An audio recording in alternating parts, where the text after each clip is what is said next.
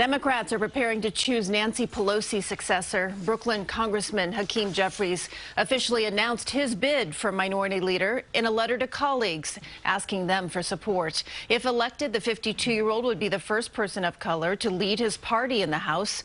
Massachusetts Representative Catherine Clark and also California's Pete Aguilar also announced their position announcements. In a statement, Speaker Pelosi said, in part, the 118th Congress House Democrats will be led by a trio that reflects our beautiful diversity of our nation.